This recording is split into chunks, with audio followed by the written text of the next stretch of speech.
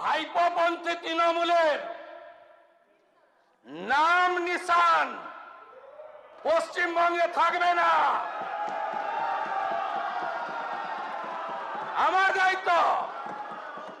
2031 সালে সব হিসাব বুঝে নেব। পশ্চিমবঙ্গের বিরোধী দল তৃণমূল কংগ্রেসের সর্বভারতীয় সাধারণ সম্পাদক অভিষেক বন্দ্যোপাধ্যায়ের এই মন্তব্যের কড়া জবাব দিয়েছেন মুখ্যমন্ত্রী শুভেন্দু অধিকারী। বিধানসভায় শুভেন্দু অধিকারী বলেন, শহীদ দিবসের দিন বড় বড় আওয়াজ দেওয়া হয়েছে। 2031 সালে হিসাব নেবে ভাইপো। তুমি বাইরে থাকলে তবেই তো হিসাব। শুভেন্দু অধিকারী আরো বলেন, পশ্চিমবঙ্গে ভাইপোপন্থী তৃণমূলের নাম নিশান থাকবে না, এটা আমার দায়িত্ব। শুভেন্দু আরো বলেন, 25 জুলাই আমপান সংক্রান্ত দুর্নীতির বিষয়ে ভারতের নিয়ন্ত্রক ও মহা হিসাব নিরীক্ষকের CAG 28টি প্রতিবেদন বিধানসভায় উপস্থাপন করা হবে। এসব প্রতিবেদনের ভিত্তিতে অভিযুক্ত ব্যক্তিদের বিরুদ্ধে মামলা করার অনুমতি চেয়ে রাজ্যপালের কাছে আবেদন করা হবে।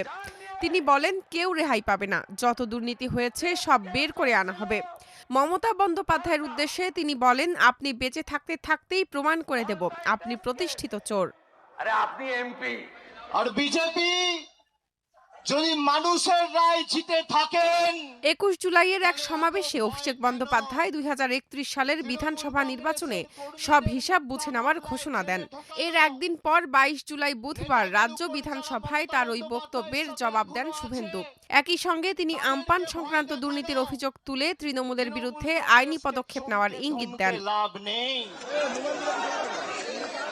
গত 4 মে পশ্চিমবঙ্গ বিধানসভা নির্বাচনের ফল ঘোষণার পর থেকে পশ্চিমবঙ্গ রাজ্যের রাজনীতিতে বড় ধরনের পরিবর্তন এসেছে। নির্বাচনে বিজেপি এ রাজ্যে সরকার গঠন করলেও তৃণমূল কংগ্রেস 80টি আসন পেয়ে প্রধান বিরোধী দলের মর্যাদা পায়। তবে এরপর থেকে দলটিতে ভাঙন শুরু হয়েছে। তৃণমূলের 80 বিধায়কের মধ্যে প্রায় 70 জন বিদ্রোহী নেতা ঋতব্রত বন্দ্যোপাধ্যায়ের নেতৃত্বাধীন অংশে যোগ দিয়েছেন।